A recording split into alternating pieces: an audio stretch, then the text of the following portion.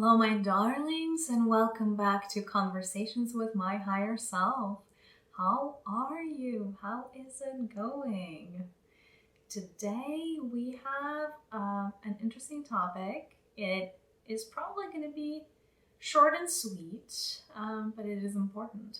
I wanted to talk to you about your personal cell of the matrix,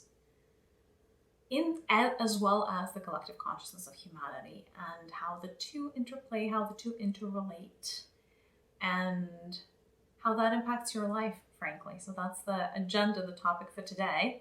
But before we dive in, a couple of housekeeping items.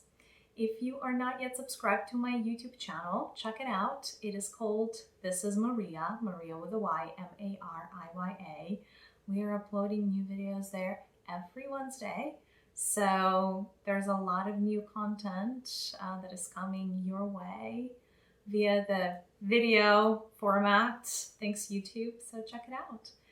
Also, if you haven't read my book, 72 Keys to Manifestation or An Ancient Path to a Modern Day Alchemist, it is available on Amazon. I am so grateful to so many of you that have DM'd me, commented on my videos, just letting me know that you've gotten the book. It means the world to me. Now, this book is about manifestation, and it is 100% channeled from spirit, from A to Z, essentially from the first to the last page. And it is meant to be a 72-day journey. Now, obviously it can take longer if you'd like, but every key that is in the book has a theoretical and a practical application. And it is a very, very deep book that will help you manifest the life of your dreams, but above and beyond that, it is a deeply spiritual book as well. So not your simple, law of attraction 101 book. This is probably something that you would like to pick up once you are familiar with the law of attraction. That'll give you a whole new layer and will provide a lot of practices and tools and keys to manifesting the life that you want. That's that.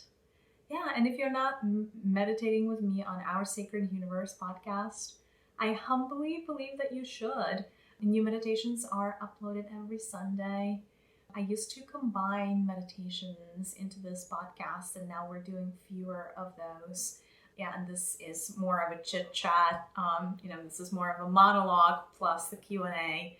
And the other podcast is a guided meditation every Sunday, so check it out.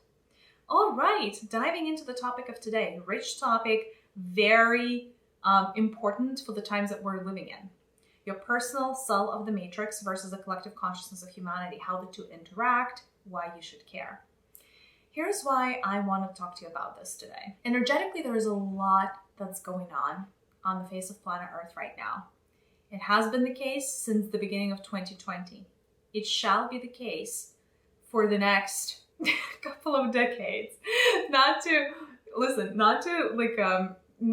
I don't mean this as fear-mongering at all, but this is a pretty charged period in the history of humanity.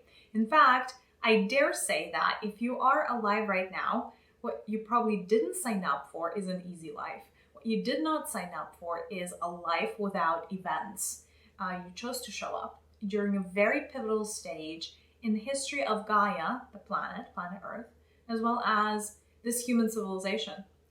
Vibrations of the planet are rising. If you have been listening to anybody in spirituality in the past few decades, they have probably been telling you that. The vibrations of planet Earth, the Schumann resonance of planet Earth, is going to continue to rise. The intensity of codes that we are downloading as a large human family from our local sun as well as central sun is accentuating. A lot is going on energetically. On top of that, there's a lot of noise thanks to technology. There is a lot of things that are coming through the pike around 5G, AI. The point is, this world is getting busier. The informational field is getting busier. Our lives are going to feel more intense. Not in a bad way intense, but there's going to be more happening in general, per millisecond, if you will. In the same way that now there's more information, more content that's being created per second than ever before in the history of humanity, at least this civilization. The same is true for a lot of other things. So our light bodies are going to have to get used to receiving things, absorbing things a lot quicker. And because of that, unless we're able to adapt as humanity, the next few years, as well as potentially decades, could feel even more stressful than ever before. What is stress, right? Stress is pressure. We perceive that pressure to be an unhealthy, perhaps, level of pressure. That's why we call it stress. However, I promise you at face value, stress is not going anywhere. So are we going to get better at handling pressure as a society? Or are we going to collapse under stress? Because, like I said, there is more information than ever before. There is going to be more things that are created and laddered on top of what we are already experiencing in the coming years. And so I just frankly wanted you to be better prepared for what's to come. And because of that, I wanted to bring about this concept of just like another layer of how the matrix works. In the past, I made a couple of episodes that referenced the construction, or shall we say, the composition of the matrix. Just a quick refresher, not really going to go into all that much detail. I'm sure you can find the old episodes without my help. But the matrix essentially is a structure. You should think of it as a virtual reality structure. Now, of course, from the perspective of an incarnated third-dimensional human, this is all we know. This life is all we know because of the veil of forgetfulness, because of how the game is played, for many, many reasons. But matrix essentially is a construct. It's a mathematical construct. It's an artificial environment, not dissimilar to a virtual reality environment, that was at one point created by source consciousness. It was dreamed up by source consciousness, shall I say. It was implemented by the great architect. Well, there's one major architect of the matrix, of the version of the matrix that we currently live in. That architect had a lot of helpers as well, other architects. And so essentially they are the greater mathematicians of our reality.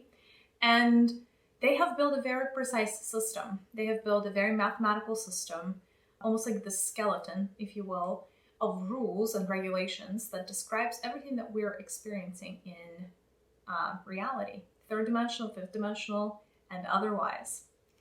And so one very pivotal concept around the matrix, the structure of the matrix, is this concept of individual versus collective.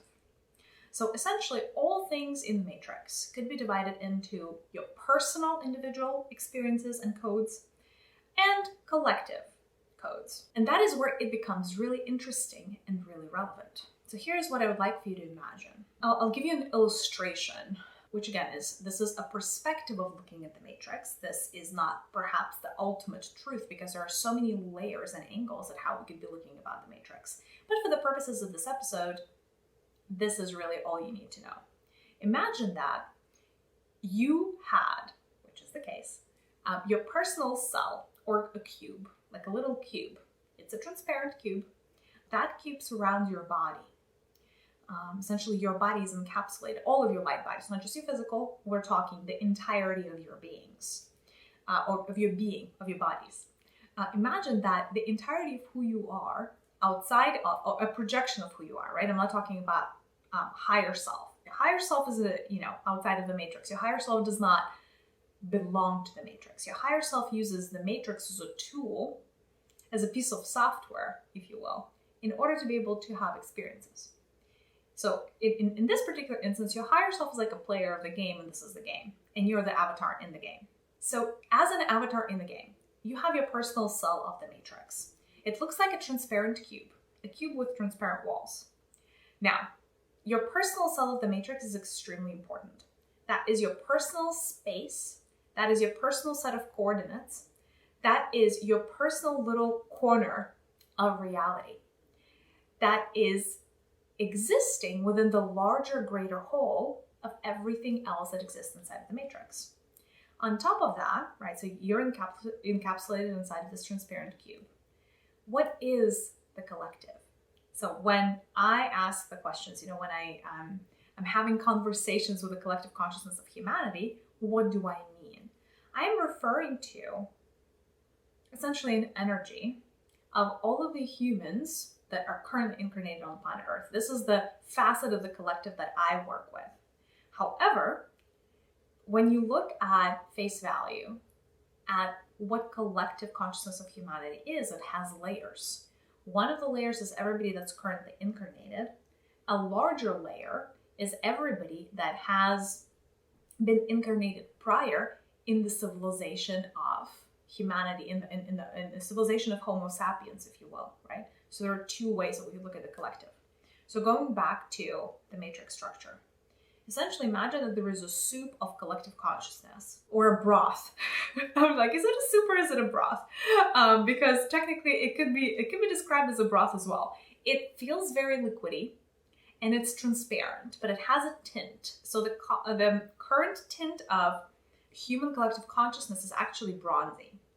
That is what's coming through right now. Can it change? Yes, it has a little bit of a range. It fluctuates from the bronzy yellowish hues to blue, so essentially to steely blue. That's really like the it's either yellow or blue, essentially, depending on what day you look. And it is transparent, but the hue is fairly pronounced. The reason I'm telling you all this is hopefully it'll be easier for you to imagine what's happening. So imagine there is this broth of collective human consciousness, the thoughts, the feelings, the emotions, the happening of every single human currently incarnated on Earth, right? We'll take that section of the collective human consciousness. And then your personal cube of the matrix is dropped inside of that collective consciousness. And so essentially you have all of these people individually that are floating inside of this broth of collective consciousness. And it's almost like each of these cubes is like a little boat at the face of the ocean.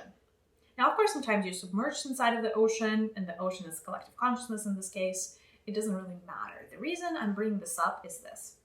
There is always an interaction, the give and the take, between your personal cell of the matrix, that is your space. It's kind of like your house or your home or your apartment within the greater virtual reality of the matrix.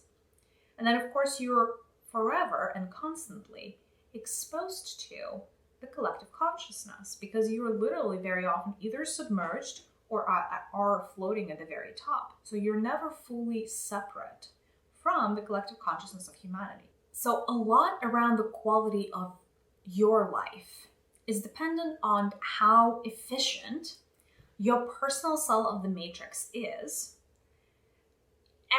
as far as interacting with a greater whole of the collective consciousness. Like I said, there is always an energy exchange, right? You don't exist in a vacuum. When you come here, you don't come into an empty space. You already descend into the happening. You already descend into, shall we say, the status quo of the energies. And despite the fact that we all go through life being a part of this large human family, different people get impacted by the collective consciousness to a different degree. Let me say that again, or shall I reframe and rephrase that? Depending on where you are in your personal journey, as well as your spiritual development, on your awakening journey, the degree to which you get impacted by the collective consciousness of humanity is going to be different. I find that it is a lot easier to maintain a personal sense of happiness, a personal sense of fulfillment and peace of mind when you don't have to forever depend on the collective consciousness of humanity. In other words, the less you are able to depend on the collective consciousness of humanity for your own personal sense of happiness, the happier you're going to be. If you remember the movie The Matrix, and obviously I love the movie, so I keep quoting it and citing it, there is this moment when Neo takes, is it the red or the blue pill? He takes the pill and then essentially he exits the Matrix. And, his life is never the same again, which is essentially the proxy for an awakening, right?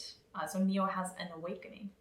He awakens to the reality of things, the murky reality as it is. When we start going on our spiritual journeys and when we have our own awakening here, this is what happens. You kind of get plugged out of the matrix. What does that mean? You are no longer at the mercy of the collective consciousness to the same degree that you are as an unawakened human. And let me explain why that is. Most people that awaken or have an awakening as an experience, they start vibrating at higher frequencies quite naturally. So it's like a trigger event that happens and they start vibrating at a higher frequency. Most of humanity right now vibrates at the solar plexus chakra or lower. Most people who have had an awakening start vibrating at the Anahata center at the heart or higher, right? So there you have it. That's already actually a fairly big difference between where the collective consciousness of humanity is versus where the awakened spiritual people are. It's a fairly dramatic difference in frequency. So when you come to planet Earth as a baby and you get plugged into the matrix, you essentially start identifying with your own avatar. For the first few years, it is actually advisable that you go through a learning process or a learning curve. Part of this, or shall I say not a part of this, 100% of this is what the modern psychology refers to as conditioning. Conditioning is essentially a set of experiences, rules, happenings, energies that adapt you or that are created in order to be able to adapt you, not just to society, but to the energies, vibrations, and the truth of planet Earth.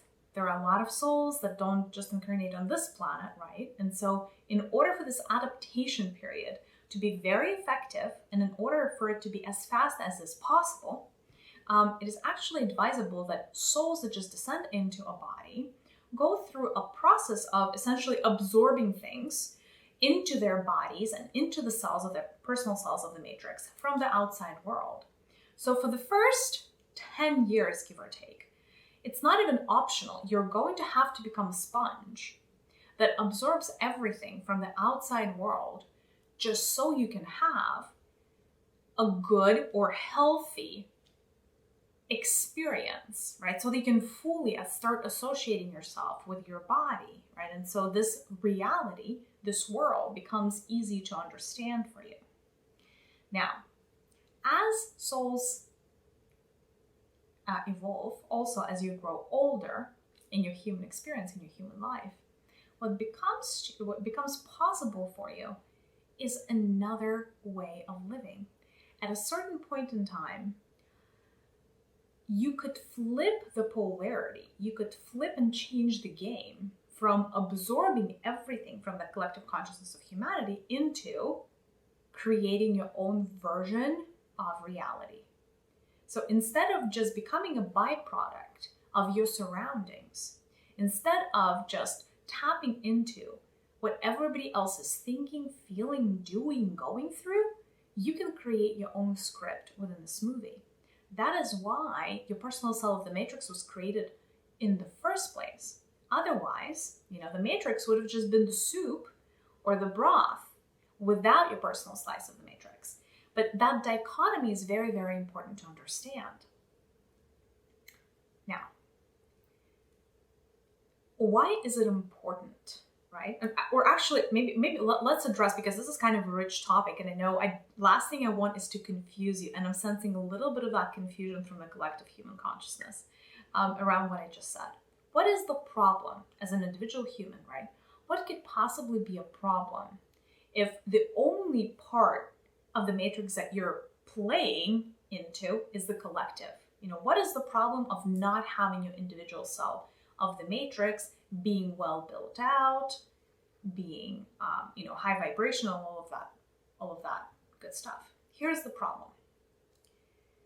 Human collective consciousness is essentially fixed at a particular frequency, and that frequency is fairly stable. Is it raising? Like, are the vibrations rising? Yes, but they're not rising as fast as you may think.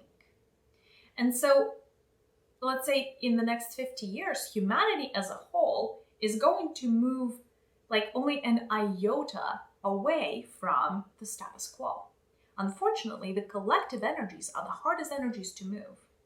They are painfully slow in terms of shifting. Think of trying to boil an ocean. It's impossible, right? It's the definition of insanity trying to boil the ocean. But you can boil a little bit of water in the kettle, right? That is very possible, right? Impacting change in smaller ecosystems, in smaller worlds, and smaller chunks of reality is always easier than trying to impact very large collective things. So here is the next part of this intellectual challenge that we're embarking on together is this. If humanity is fixed at a particular frequency, let's look at this frequency. This frequency is in the yellow range. So it actually is in the solar plexus. So shall I say that the collective consciousness of humanity has an assemblage point or a point of view that lives and dwells inside of the solar plexus area. However, it is not the high vibrational solar plexus energies. This is not the most optimal, purest solar plexus energies. This is the shadow side of the solar plexus. So collective consciousness of humanity is stuck in the shadow aspect of the solar plexus area. What does this mean? This is essentially all the issues around self-concept and, the ego, the parts of ego that are not so healthy, right? So it's a lot of inner critic. It's a lot of I'm not enough. It's a lot of I'm on my own. It's a lot of like identity issues and trying to fit in constantly and never feeling like you're good enough. That is where humanity is stuck. And then on top of that, right, not having a healthy relationship with your own masculinity or masculinity outside of you. Like the patriarchy is a shadow aspect of the yellow. Humanity very often is not able. That's where you also, the shadow aspect of the yellow is where you have a lot of money issues. So humanity as a whole is stuck in the money issue situation. It's, always having to work more than you would ideally want to. And always kind of not making as much money as you would ideally want to either. And then not even being able to retire peacefully at the age that you want to retire. Or even when you do retire, you're not able to afford the lifestyle that, you would like to lead when you're retired. So it's a little bit of that, hamster in the wheel type of situation. So can you see the predicament here? If the only option that is available to you, or let's say not even that, if your default setting as a human is to essentially define your own happiness by absorbing the energies of the collective, right?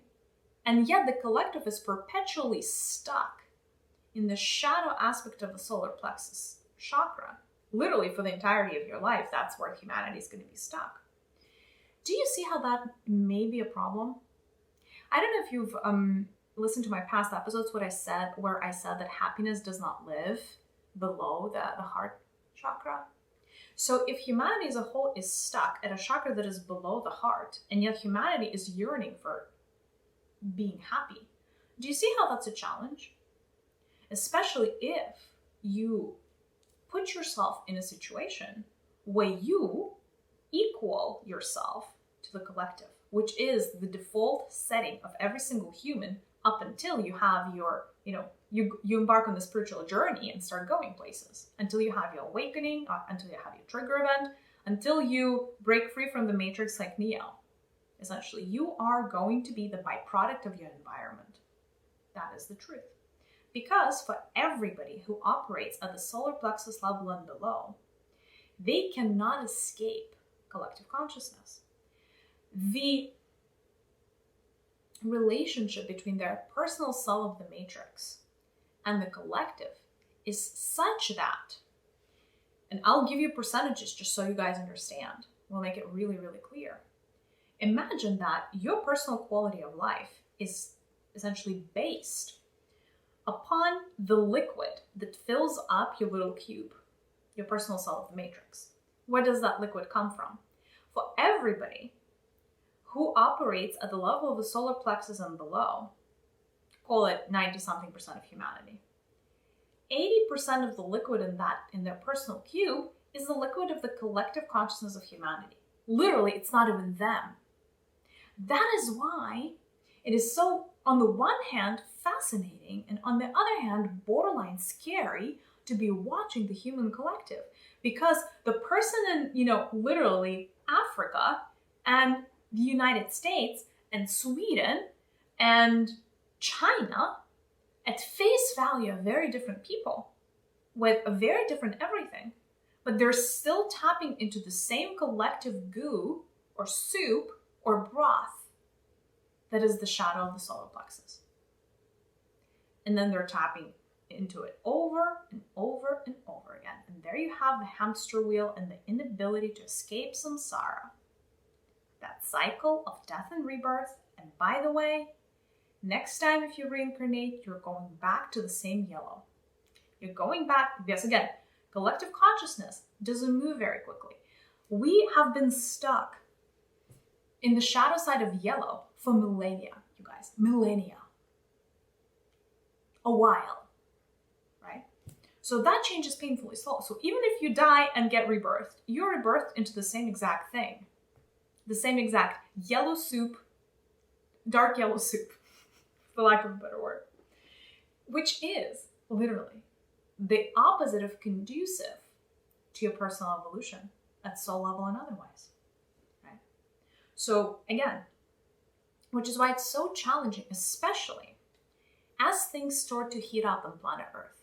And by the way, they are going to start to heat up. Things are going to start becoming more intense. There's a lot that's coming through the pike that's going to negatively impact the collective consciousness of humanity. Because not only, essentially there is a state of the collective consciousness. And like I said, it's hard to move. But what I mean by that is it's hard to improve it. It's actually a lot easier to collectively bring people down than collectively bring people up. In fact, I haven't seen humanity make any massive movements up in probably 2,000 years. However, during COVID, we collectively went down to the level of the root center with the crazy fear mongering and just everybody being afraid and scared for their lives. Momentarily, we went from the yellow to the red. Red is a danger zone, you guys. Red is crazy. We should not be there as humanity. So here's where I'm going with this. If you are dependent, again, on how the rest of humanity feels, if you're so in tune, in other words, if there's not enough of you inside of your personal matrix cell, if 80% of everything that you're uploading, downloading, feeling, thinking about is literally the grand average of where humanity is today, do you see how this is a dead-end scenario? Because if there is no you in you, then you cannot evolve at soul level. Then it doesn't really matter what your higher self planned. It doesn't really matter what your agenda is at spirit level. It doesn't really matter why you showed up here. Because the moment you step under the veil of forgetfulness, or into the veil of forgetfulness, you start solving the problems that are not your own, because 80% of your life is run by the collective on autopilot.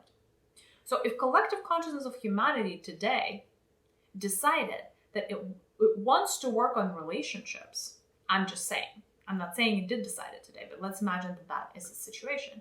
And you're the person that does not have enough you inside of your personal soul of the matrix. Guess what? You're going to be working on relationships, whether you'd like this or not. Whether your higher self wants to be working on your creativity or, I don't know, your career is irrelevant.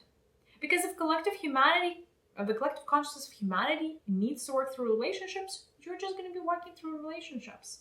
And that is the unfortunate truth about it. Now, this is not the only way. And that is why God Almighty, Source Consciousness, the Absolute, and the Architect of the Matrix gave you your personal soul of the Matrix. If the only way to play this game was for you to descend into the soup of collective human consciousness and live your life as if that was the only reality, it would not be a very compelling existence at all. And in fact, you would be quite tampered. Your ability to evolve as a soul would be quite limited, right? Because you can only solve for a very small number of issues. And by the way, you don't even control where you're going. It's kind of like being a passenger on the Titanic that's about to hit the iceberg. You may be seeing the iceberg, can't quite get off the Titanic. if you know what I mean. So as much as I love the collective consciousness of humanity, because it enables me to detect everything that's happening with you guys in a millisecond, I see that from multiple angles. The collective consciousness of humanity could also be a curse if you allow it to run your life, which most people do. So here's the scary part. You think your reactions are your own. You think your thoughts are your own. You think your feelings are your own. But for 90+% of humanity, most of the things that they feel, think, and do on a daily basis is not even impacted by them. It's impacted by the collective consciousness. That is how the energy works. Again, imagine that you are the little baby droplet inside of an ocean. Who is going to impact who? Will you change the entire ocean? Or are the chances stacked in a way that the ocean is most likely going to impact you? And the answer is, unfortunately, the ocean most likely is going to impact you, and it has been to a great degree. Now, your personal cell of the matrix is an amazing tool. Your personal cell of the matrix is kind of like your personal slice of this pie. It's as if we all have one large cherry pie to share, and there is one slice that is yours. By default, this slice is going to be exactly like the rest of the pie. However, because this is your slice of the pie, you get to decide what it is going to look like and feel like. And you may even put apples or pears in it, regardless of whether it is a cherry pie or not, if you know what I mean. And that is the beauty of having your own personal slice of reality. Now, your own personal cell of the matrix and a really healthy way of living is actually the opposite in proportion. So most people are 80-20, with 80 being whatever is happening in the human collective, and 20 being whatever is happening with me right now in my life. And I know this does not feel like it is the case, because you're like, what do you mean? I have my problems, I have my things. You guys, you're all watching the same news, you're all watching the same movies, you're all being programmed in the same way, you're all reading the same books. It's like one big village at this point. Really, like truly. You would be surprised if you were to literally dissect and look at the thoughts of people and do like sampling in the morning, right? Of thoughts of people from very different countries. They're going to be thinking scarily similar thoughts on the same day. Scarily. You'd be surprised how much, not just correlation, but commonality there is. There is tremendous commonality. In fact, having original thought is extremely uncommon. Having your own personal cell of the matrix being kind of like driving you and like your own agenda driving you is like far and in between. And yet, that is the shortcut. That is the answer that you're looking for. Why? If we're moving into a tumultuous period, which we are, by the way, everybody's going to have to hold on to their hats for the next couple of decades. And even beyond, like it's not going to be a walk in the park. Again, not to freak you out, but you're better off being informed. So if we're going into tumultuous oceans, if we know this is going to be rough seas, we have a choice. We have a choice to either just go with the flow and see what happens. And what is going to happen is everybody's going to start freaking out and you're going to start freaking out right alongside them. Or you can rewrite the script and say, no, I disagree. This makes no sense. Why would I choose to suffer just because everybody else around me suffers or is suffering? Why would I choose to be miserable forever? Why would I choose to forever live in the shadow of the yellow center? There are other ways of being. You can live in the light of the yellow center, and your quality of living is going to be tremendously better. There are all these chakras outside of the yellow, you guys. As much as I love the sun, as much as I love solar plexus, it is a very limiting place to be if that's the only tune that you're going to be playing. Imagine listening to the same song for the rest of your life. Like Celine Dion, My Heart Will Go On repeat. Oh, please, God, no. Do you know what I mean? Like, you would want to shoot yourself if you had to listen to Celine Dion for like a week nonstop, let alone the entire life of yours. So, not to pick on Celine. She's great. Love her. A much healthier place to be is a flipped polarity. It is when 80% of your life is dictated by who you are, what you want, your own blueprint, your own guidance from spirit and otherwise. And only 20% is being dictated by the collective consciousness of humanity. In fact, if I do say so myself, this may be one of the only ways for you to start preserving your sanity and maintain extremely high levels of happiness, peace of mind, and contentment, despite anything that's coming through the pike in the next 20 years.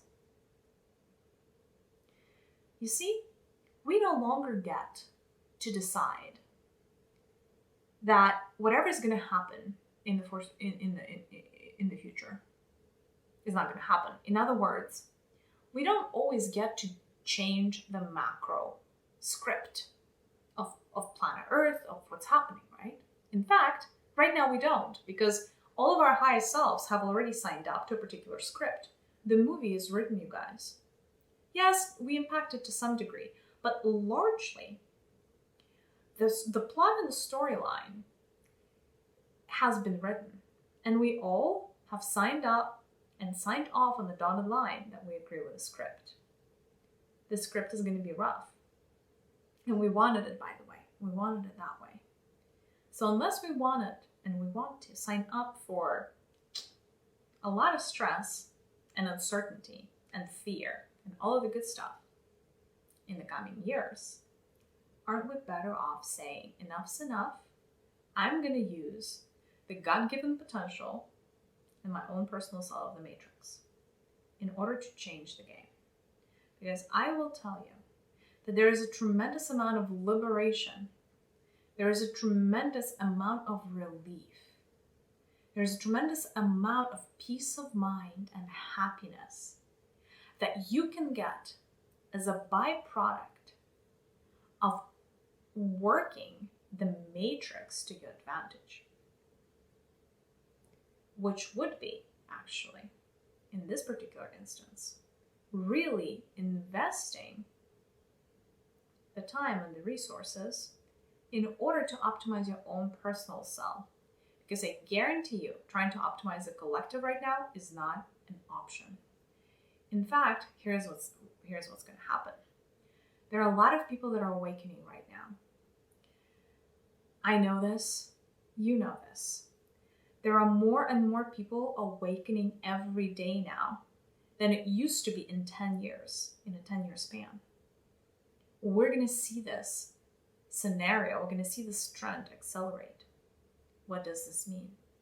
You're going to have a growing chunk of humanity, a growing population of humanity being really woke.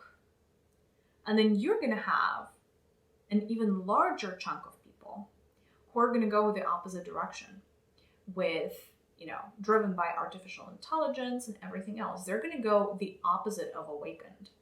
So they're going to go even more deep, even deeper into the matrix, if that makes sense. Being more controlled, being more brainwashed, just being less in tune with who they are and what they want. Because it's always a balance, right?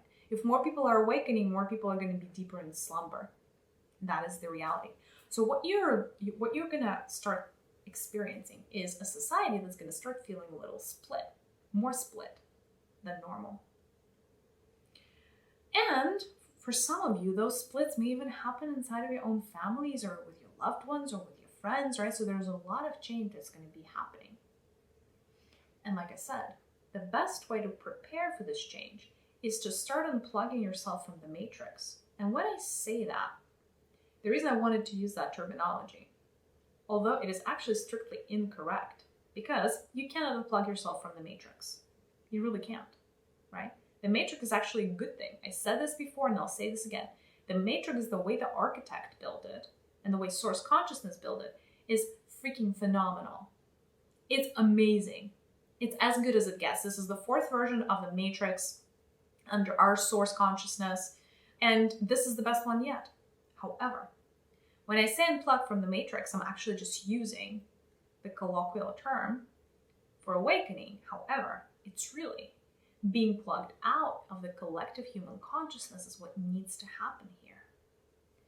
Because the collective human consciousness, make no mistake, is running 80% of your life and you don't even know it.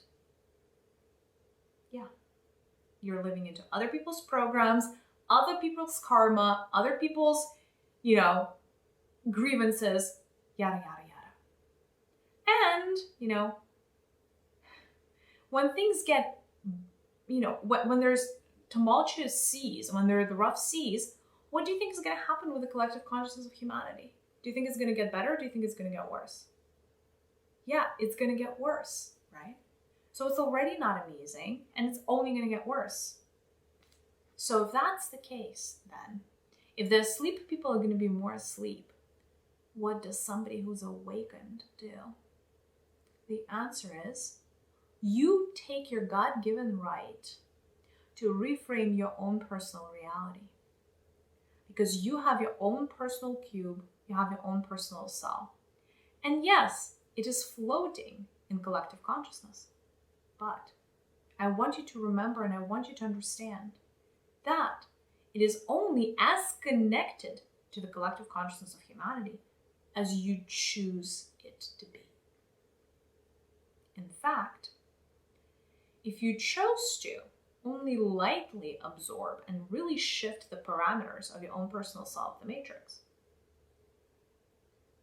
you get to unplug from the collective consciousness in a way that it will completely not even matter. Everybody may be miserable around you, you're going to feel like a happy camper. That is actually a healthier version for the world like Earth, right? Again, nothing against the collective consciousness for me personally, or for me at the spirit level. In fact, I want to preach unity all day, every day. I believe that we're all one, and one day we're going to go back to the same source that we came out of. However, again, planet Earth is a planet of contrast. And that split is getting worse. That split, the range of people between the awakened and the spiritual ones and the asleep ones, that chasm is only going to grow larger. Because that's happening, for enough of you, that's going to start feeling it's going to start feeling uncomfortable. The collective consciousness will start feeling like it's suffocating you because of this.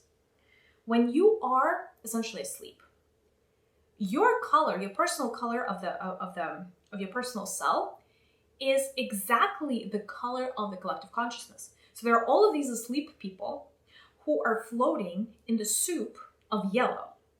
And inside of their personal matrix cell, there's yellow as well. So there's no, it's actually very consistent and it's fine for them, right? It's almost like they belong here, right? They don't have to change themselves. They just fit in, right? Now, if you've ever felt like you didn't fit in, here's to my underdogs, my outcasts, my little rebels, all of those. All of my light workers, all of my spirit warriors, all of my starseeds. If you've ever felt like you didn't belong, thank God. Because most likely the color of your personal cell just wasn't yellow, wasn't the dark murky yellow, right? So you were just not vibrating at the shadow aspect of the solar plexus. If you feel like society at one point just kicked you out, or maybe you yourself wanted to kick yourself out of the society because there was something wrong with society, and by the way, there's so much that is wrong with society. I mean, for God's sake, they're killing animals. Again, not to be preachy here. Murder is actually justified, right? Murder is a daily occurrence here because they're animals, right? You know, it ain't murder when it's animals.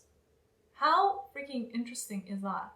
Sorry, this is complete tangent. We're not talking about murdering animals, but we're talking about the personal cell of the matrix. So, if I haven't convinced you that the times are going to be dire and you need to unplug from the collective consciousness, then I don't know what other arguments I could give you at this point. I guess you're just going to have to wait and see how you feel in 4 to 5 years. If you're still feeling fine, then that's great. You know, more power to you. But if you want to start understanding how to work your own personal magic cell, the magic cell of the matrix, so that the collective humanity consciousness cannot touch you, listen up. Now, by the way, for the ones that are empaths, for the ones that are healers, for the ones that love humanity and like love the people. By the way, I love humanity and the people too. Like, really, I do. From the bottom of my heart. I really do. But if you're worried that somehow by having your own personal cell of the matrix, you're not going to be an empath anymore, and you're not going to be able to help people anymore, or somehow that turns you into a bad person, I want you to shed that. You know, shed that as the old skin. It's never going to happen. If you're an empath and that is your gift, you're always going to be able to be in contact with other human beings and feel their pain and joy and everything in between. That is not going anywhere. However, what would change, right, is instead of everything running on autopilot, you're going to finally have a choice. How nice would that be? You would have a choice to actively engage with somebody or not, to actively partake of their pain or not, instead of things happening in the background, on autopilot, kind of almost without your consent or without your awareness. That is the danger zone. That is not what I want for you. I still want you to be impactful, whether you're a healer, an empath, you know, or whoever you are still going to be impactful, right? Here's the deal. The ones that are awakened get to impact other people, but it is up to them whether the other people are impacting them. It's a choice, right? Everybody who starts working on themselves and raising their frequency, raising their vibration, their personal cell of the matrix lights up. It's like everybody else is yellow and they're white. And you can see this like little white sparks floating around. And these are the ones that are truly change makers in the human society. Remember how I told you it's really, really hard to change the collective? Excruciatingly hard. However, these are the ones that can actually do it. The people, the beings, the souls, whose cell lights up white energetically, have reached a level of awareness that gives them almost godlike properties in a way, where they get to impact large cells of the matrix, large chunk of this time-space reality, and start recarving this mess that we're all in according to their own blueprint and according to what they want to create. Now, the question that I'm starting to get from the collective is like, Maria, we're sold. Like, just tell us what to do. Yay! Okay, listen, you guys. It's actually going to be very, very... Some of these things are going to be so simple. You're going to be like, oh, really? Number one, meditation. I know, kind of feels really silly, but here's the deal. At any point in time, you're tuning into a frequency. If you're not tuning into a frequency that serves you, you're going to tune into the collective consciousness. There's no other way, you guys. Because your mind, your mental, your emotional bodies, they're always receiving things. They're always, because again, once you come into an incarnation, you're coming into a happening. It's essentially the ebbs and the flows. All of these things are happening. It is a very full reality. It is not an empty, you're not coming into a vacuum. So things happen all the time. Signals come through all the time. Things are being transmitted and received all the time. You can either be tuned into the frequency that you want, or If you're not, by default, you're going to be tuned into the frequency of your the collective consciousness of humanity. There's no other way. There's no in between. And also, by the way, not being tuned into anything is also not an option. So really, it's one or the other. Why is meditation so important? And by the way, if I could have it any way I want, if I could take a brush and paint the prettiest picture, I would highly recommend meditation in the morning. If you can only do it once a day, do it in the morning first thing when you wake up. 20 minutes. That is the perfect timing. The perfect time of day is the morning first thing when you wake up. 20 minutes is the perfect time. Why do you need that? This enables you to erase the default settings of collective consciousness and start tuning into your personal stream, right? Because when you start practicing meditation, pretty much any time you go through a meditative experience, you are either in touch with the energies of your higher self or your guides. Like you are in touch with higher realms. That's what essentially meditation, a meditative practice is, right? And as such, it plugs you out, quite naturally, it plugs you out of the collective and plugs you into your own personal stream of alignment. All of a sudden, you remember things. You start getting clarity. You start getting perspective of like, oh my God, why am I in the rat race in the first place? You know this funny saying that everybody should be meditating 20 minutes a day, but if you're busy, you have to meditate for an hour. That's precisely why. It's because if you think you're busy, so busy that there's no room for meditation, that means that you are in the rat race like nobody's business. And you're running in a maze thinking that you know what the end destination is, but you really are not even chasing your own end destination. You're chasing into a template. And that is the greatest fallacy there is. So meditation, extremely important. Extremely important. Every day, like literally, like clockwork. And if you're feeling bad or like a rough day, then do one before you go to bed. 10-15 minutes, at least. At least. I also like longer chunks on the weekends. I know not everybody can do that, but if you can do slightly longer on the weekends or a lot longer on the weekends, please do that. Ideally, an hour on Saturday and an hour on Sunday. And again, everybody has free will. You may listen to this and be like, okay, Maria, you're crazy. Like, I don't have 3 hours a week or whatever for meditation. You're out of your mind. And I would tell you, you're a beautiful child of God and you call the shots in your life. And, I respect and support you no matter what. Just remember, right? If the going gets hard, if one day you wake up and you catch yourself, that there's something that's off about your frequency, there's something that's off about your life, if you feel unhappy or stuck or depressed or anxious, do remember that there is a way out. And it starts with meditation. Not because we're all are trying to get into an enlightened state and be Buddhist monks the rest of our lives. No, but because it is actually becoming really dangerous to be plugged into the collective consciousness of humanity. Is going to get worse and not better. And literally the best remedy that I know of not being succumbed to that, of not succumbing to that, is meditation daily, first thing in the morning. Why first thing in the morning? Because it resets your frequency. It resets you. It rewires your brain. It sets the tone. You set the tone for 20 minutes, your whole day is going to feel very different. You forget that, again, you're back to being part of the collective consciousness. And I don't care, literally, even for the people whose assemblage point is extremely high, even if you are, I don't know, somebody that's close to a Buddha, right? Like, I don't know, almost an ascended master incarnated. Still, that's the ironic part.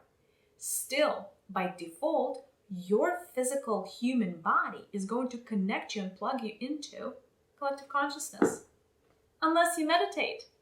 Why do you think all of these monks, why do you think all of these, I don't know, spiritual people in Eastern tradition spend so much time meditating? Is because they've really understood the benefit of plugging into their personal stream instead of the collective. Because trust me, the answers of how to fix your life or the world are not inside of the collective consciousness. Because if the answers were inside of the collective consciousness, the problems would have already been fixed. The problems are still here. So in fact, nothing is quite as stuck as the human collective consciousness. Yeah. So if you like progress, if you like movement, if you like good positive change, going to the answers or using the energy that's stuck to get the answers is not the best way to move forward.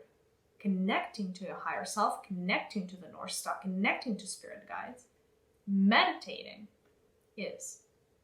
that is the answer. Stop watching the news. That's the second. Very simple.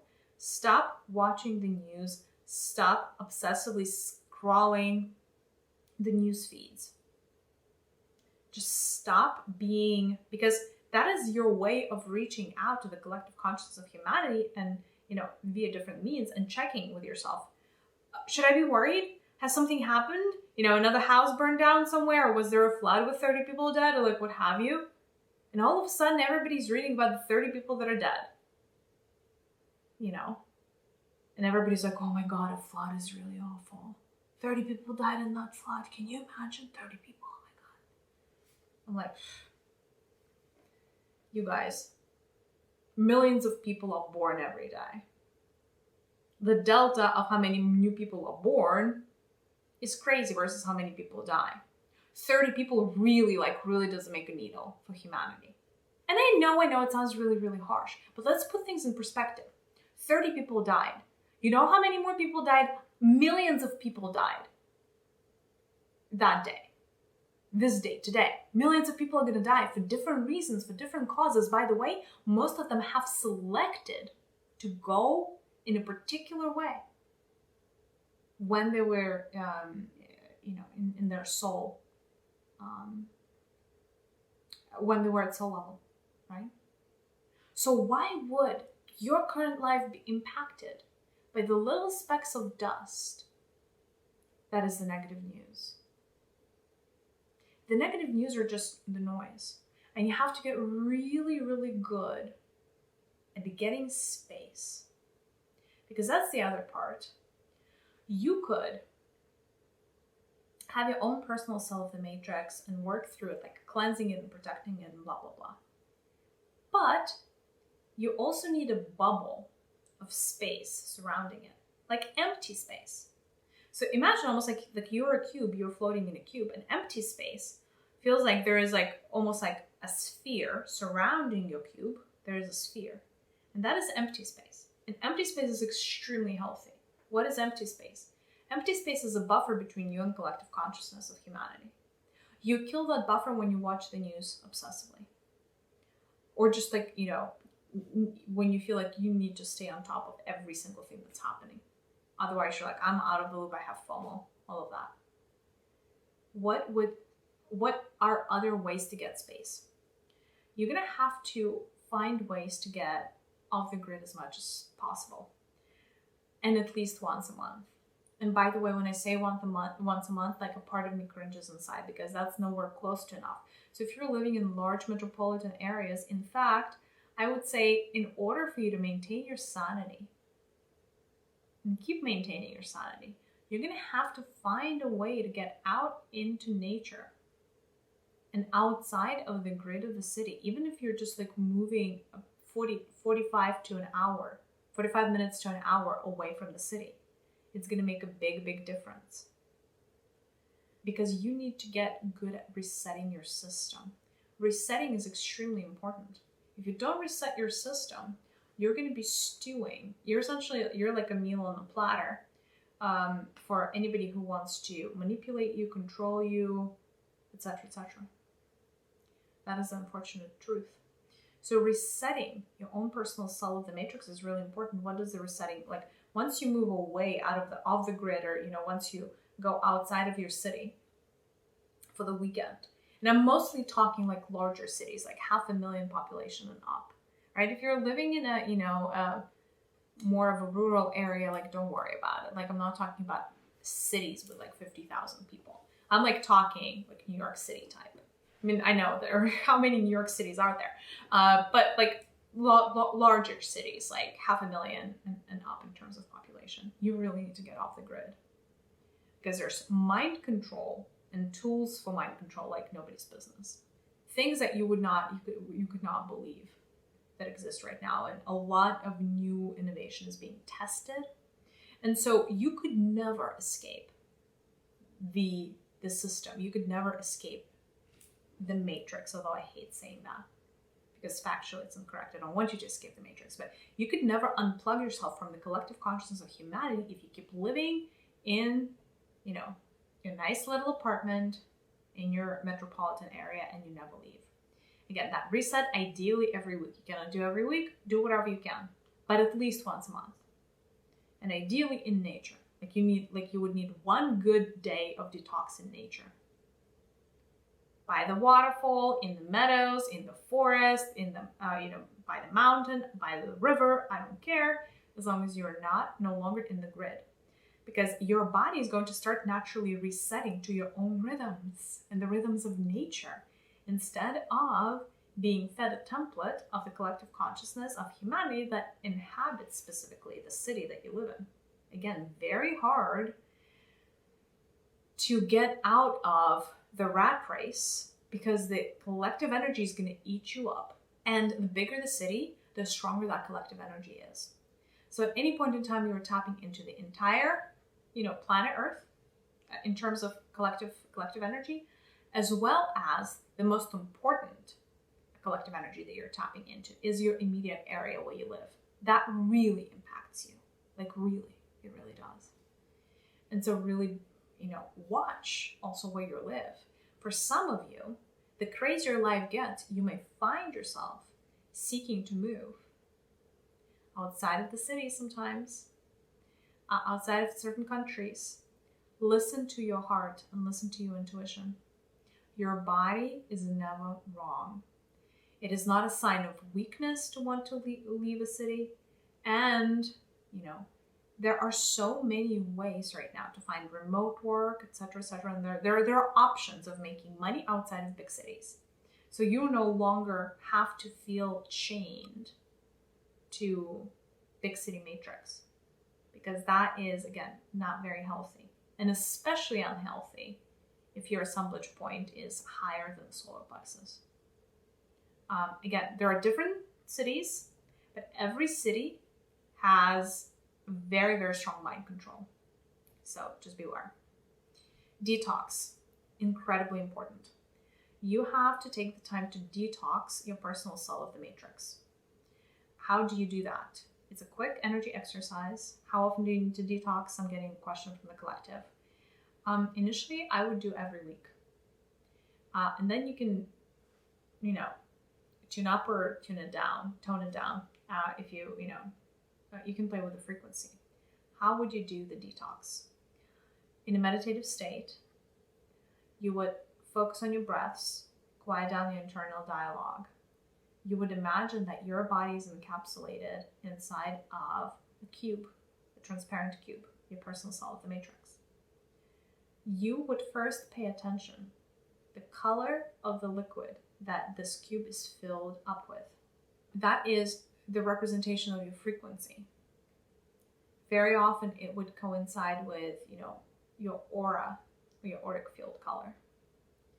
Now, if we're detoxing at least once a week, you need to do the full flush. You need to flush the system down, at least initially, as you are still getting used to this. So what you would want to imagine is that the cube has pores, kind of like your skin has pores, the cube has pores. And through the pores, I want you to imagine that liquid that is filling up your cube, that is inside of your cube, is starting to sip out. And literally, I want you to allow that liquid to move out entirely. I want the entirety of the liquid that fills up your personal cell of the matrix, your personal cube, to be gone. Then I want you to imagine there's a waterfall of white light coming straight from the heavens, filling up your cube. And you want to literally flush, whatever there's dirt and debris on the surface of the cube, on the inner surface of the cube. I want you to allow this waterfall, this white light, to cleanse and, clean it up as much as possible. You can even you can even choose to shake the cube up. And then once that is done, release it. Release that dirty water too.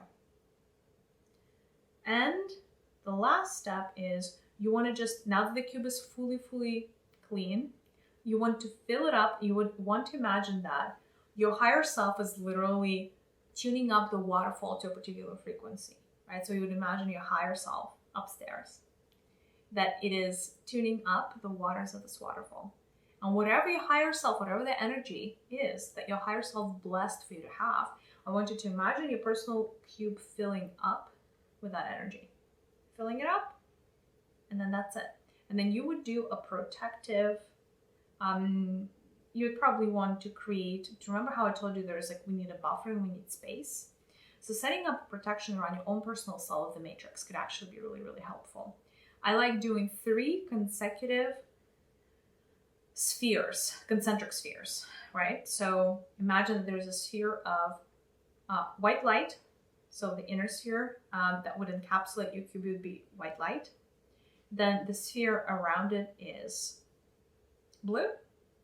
And the outermost sphere is golden.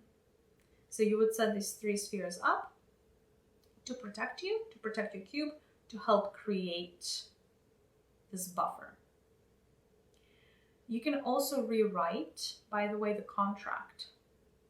It works for some people better than others, but there is a default contract by which for most people, you are, 80% of your vibrations of the collective consciousness. So you can take out a piece of paper and declare that, a contract between me and the universe, a new contract between me and the universe, or a new contract between me and the architect of the matrix. You can call it whatever you want. And you could say that from this day forward, you would literally write it up on a piece of paper.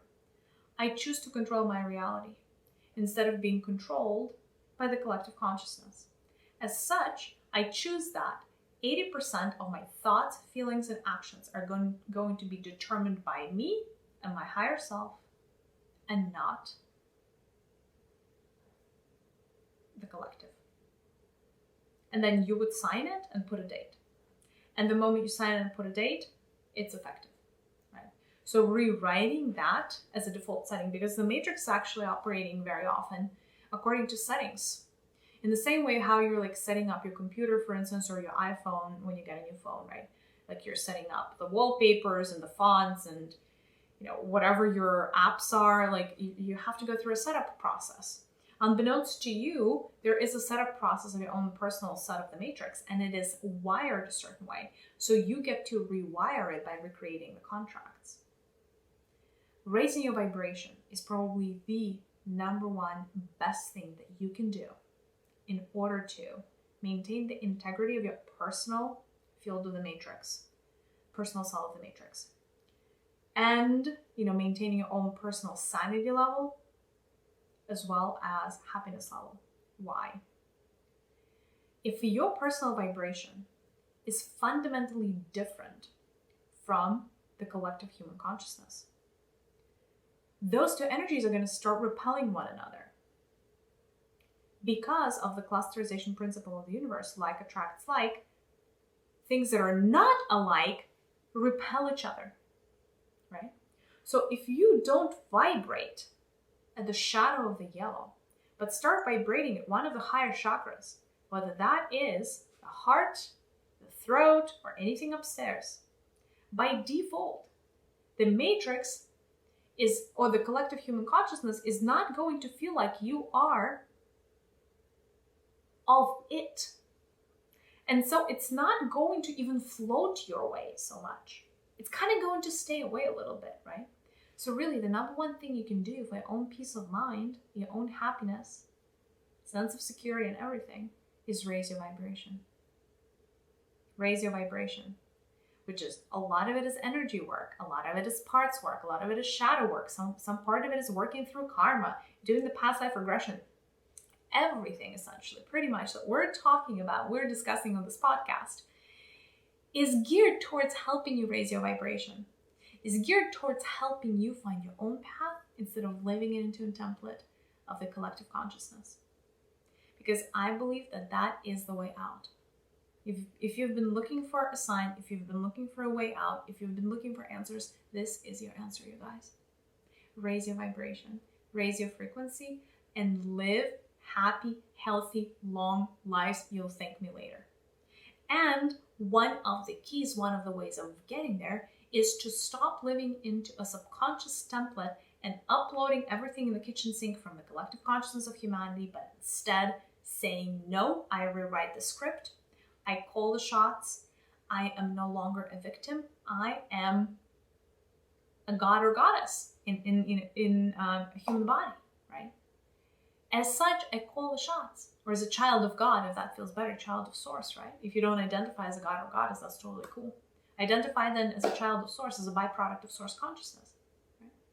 You are not subordinate to anything. Everything is a choice. You have options.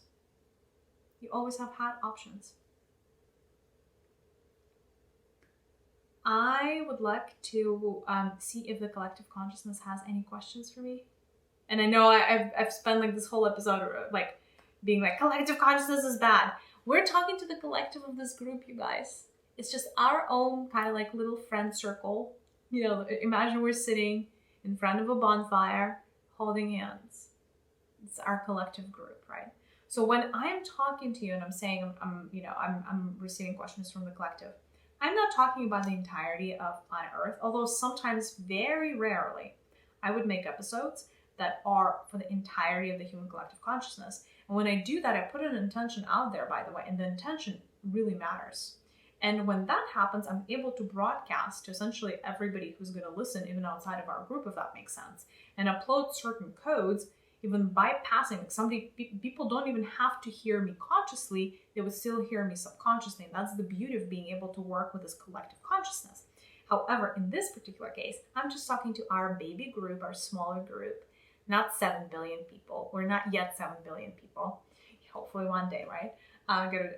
Gotta set nice audacious goals for ourselves. But for now, our collective group, I just wanted to see if you had questions, because I know this is a little bit of a charged topic.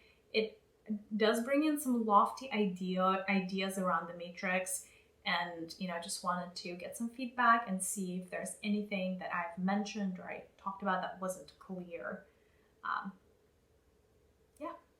The question from the collective is this: how do I know if my life right now is being run on autopilot, or essentially, is there like a diagnostic, or like, how do I know if I'm also succeeding if I embark on this, because now I'm going to be worried about this. Well, first things first, don't be worried about this. The good news is that if you're aligned with this content, if you're aligned with this episode, and if you've gotten to this point, you are already like 99% essentially there compared to everybody else who's asleep. That's the good news, right? Here's the thing. It takes a Christmas miracle to align with my content. Right now. It's not always going to be the case, but for right now it is. And most likely, if you have been led to it, you have a whole slew of spirit guides that led you here. Because people don't just randomly find my content. It's just, I'm being as honest with you, as real with you as I can. So if you have aligned to this content, that means that you're well on the path. That means a couple of things. A, you really are meant to start raising your vibrations. You're really meant to start raising your assemblage point. By the way, if you haven't listened to my episodes and watched my YouTube videos on the assemblage point, you should. This is a really, really pivotal learning. Raising your assemblage point, at least to the heart level, is the answer. Anything below, a recipe for disaster in the next 20 years. Assemblage points below the heart are going to be hard, you guys. So the answer is, how do you know essentially where you stand in terms of being run by the collective instead of not? I would say do a diagnostic around your assemblage point.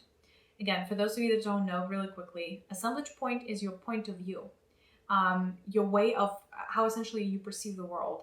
It is connected to one of your 7 chakras. You could imagine, there are many ways to diagnose. You could use the pendulum.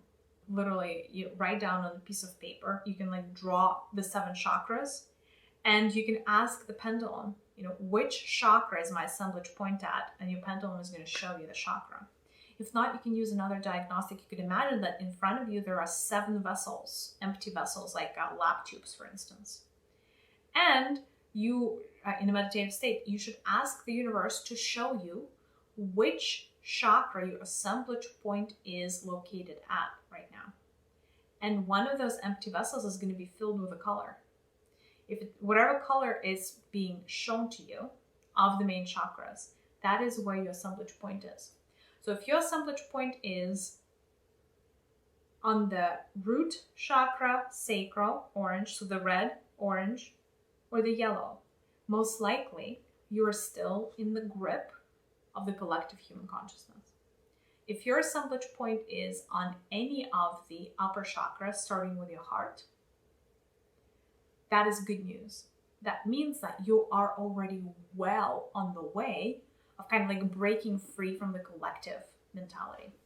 From there, there's essentially more things you can do, and a lot of them I've even mentioned in this episode, right? There's always more you can do in terms of your vibrations. There's always more higher vibrational content that you can consume as opposed to low vibrational things, etc., etc. Watch who you surround yourself with, because your vibrations are an average of the 3 people you spend the most time with. And by the way, this is not always related to people you work with, because very often when we work with people, with colleagues, we don't mix our own personal vessel with them quite so much. There is a barrier, right? That's why, we certain masks come on when we go into a business setting, for instance, or a work setting. But of course, if you're friendly with somebody like a coworker, or you develop a relationship, that's a whole other story. Because every relationship that you have that is outside of business, let's say family or leisure, you really are sharing a space, an energetic space with that person, and you are exchanging energy like nobody's business. It's like they give you theirs, you give yours to them, right?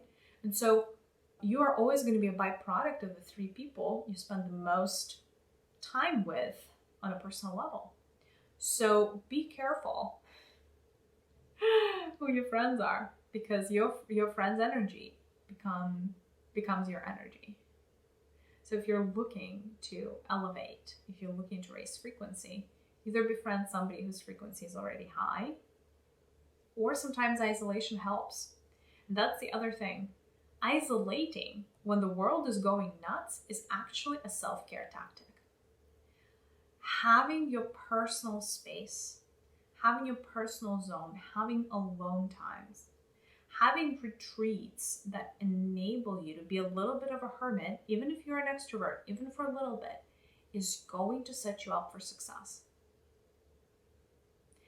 And also, even beyond the complicated diagnostics that I gave you, you should see how much the world outside of you impacts you. How much do the news impact you, even if you know what the news are? Or do you feel like you're kind of living in your own bubble? Because for every single person that has figured this out and that has really embraced this concept of the personal cell of the matrix as opposed to the collective, they're going to feel like they are living in a bubble. And they're going to get so many examples. There's going to be so much proof out there that literally you live in the bubble. Sometimes people call it living under a rock, but I prefer calling it living in a bubble, because under a rock is a little morbid. And really, it's like under a bubble. If you're living in the bubble, it's kind of like a cute thing. Under a rock feels like you're somehow inadequate. So what are the examples of that? I don't know. When you feel like everybody's sick with COVID, but you're not, you're living in a bubble. Do you know what I mean? Right? Everybody's impacted by something, but you're not. It's almost like, I don't even know, they're living in their own version of reality and I seem to be living in my own. And that's exactly how it's supposed to feel. If you're doing things right, if you're playing things right, that is how it's going to feel. It's like there's going to be a rift between everybody else and you. The people may be starving, the people may be sick, the people may be unhappy, everybody else, around you may be depressed, stressed, anxious, and you're just going to be like, what a beautiful life. I have everything I could possibly wish for. I love my life. I have the perfect partner, the perfect family, the perfect friends, the perfect vacations, the perfect everything. I'm on my path. I'm helping people. I'm doing my random acts of kindness. I'm in service. I'm grateful, blah, blah, and all of those good things. And your universe is not going to match up to anybody else's. And that is how you know you're winning. When you feel like you are in a bubble and your world is your own separate, piece or slice of heaven, and you kind of don't care what's up with the rest of the world. That is the winning strategy, and that's how you know you're succeeding. I'm going to take one more question from the collective. This has turned out to be a lot longer than I thought. I thought this was going to be like literally short and sweet, 10 minutes, and we're going to be out, but it didn't happen that way. All right, I just wanted to receive one more question from the collective. Anything I can clarify around this topic? The question is, you make the human collective sound really dangerous and kind of sad, and essentially this listener feels like, doesn't that mean though that we're not embracing humanity, or we're not being loving, or we're not being caring? You know what? I love this question. Thank you for asking, because I think this is really, really important to clarify. A lot of us, enough of us, have the savior complex. The helper complex, or the service complex. It's kind of like when we want to be in service, when we really love people, when we really want to help people, like that is our natural inclination. Because, if you vibrate on the Anahata center, the heart center and above, by default, you understand that you are one with everything else. And really, like, all separation is an illusion, right? And enough of you are of that understanding and of that mentality, of that mindset. So of course, a part of you may feel like, whoa, no, we love everybody and we love everything. But here's the thing.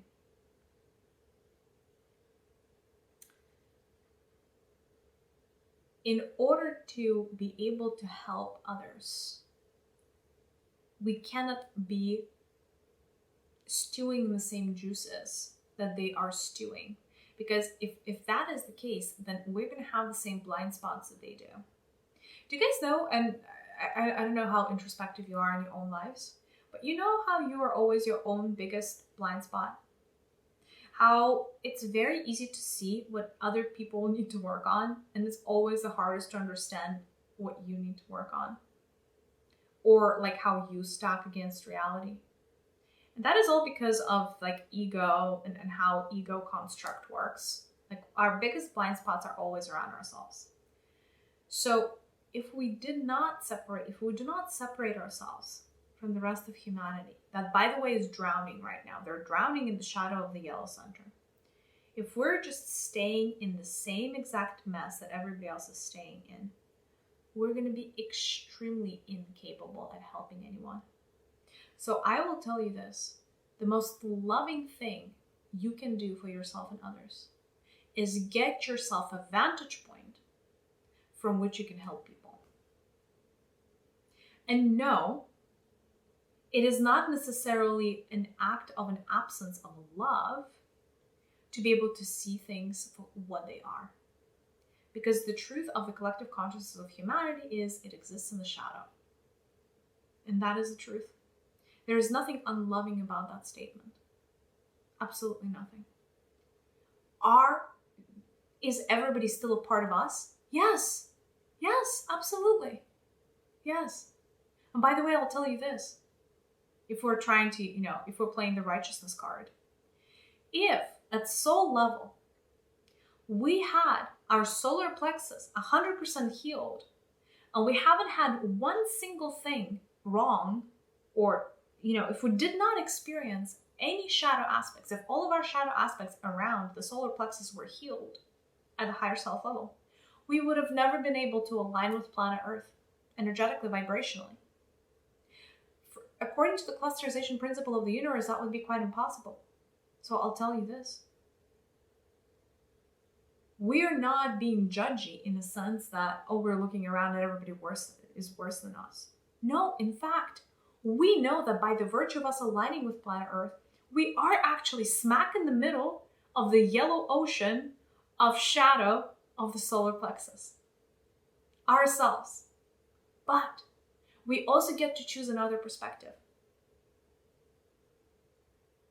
We also get to pluck ourselves out of this ocean and put ourselves at this like little hill over here, or like a little mountain that sticks up from the ocean, so that we are able to gain perspective, understand what's happening, and be helpful to ourselves and others. And no, I don't think that that means that we're very actively separating ourselves. But I think we all would agree, right, that there are so many things in society today that could use some help. There is terminal illness, there is hunger, there is heartbreak, there is corruption, there is greed. I mean, you name it. There are all these vices, right? And so part of our journey of awakening, part of our spiritual journey is, again, going back to what I said before, understanding that we're all one. And by helping ourselves, we're helping the greater universe. By helping others, we're helping ourselves. These things are interrelated. By helping another person work through their shadow, we're helping ourselves, our soul, to work through that shadow as well. That is the beauty of being interconnected. That is the beauty of togetherness. That is the beauty of unity. Right? So, that means that essentially, probably one of the most loving things that we could do is getting ourselves into a place where our own personal cell of the matrix lights up with white. Because that is how we get to create change for ourselves and others. That is when we first for ourselves get outside of the karmic loop. We get outside of the predicament of the karmic zones. And we're saying, you know what? There's a way out, and we found a way out. And now we can help everybody else find the way out as well. So the personal matrix cell is a tool. It's not a means of separation. It's a means of bringing light to planet Earth. And that is what I'm committed to. Not committed to separation in the slightest. But thank you so much for calling this out. I love this question. And I'm always happy to dive as deep with you guys as you're willing to go with me. I want to thank you so much for sticking around till the very end with me. You are, like I said this before, I'll say this again. You are the future of this planet. I see so much potential in you guys. I see you already creating so much light on the face of this planet, and I see you creating so much more in the future that my heart is in awe of all of you. Thank you for listening in. Thank you for tuning in. Thank you for being open. Thank you for listening to the guidance in whichever way it came to you to, align with this episode. I'm sending you so much love. I know this was very charged, but thank you for sticking through. And I know that this is going to create massive positive change in your life and the lives of the ones that you love. And so I'm really excited to be bringing this to you today. Alrighty, I'm sending you all a big virtual hug, and I'll see you in the next one. Bye, loves.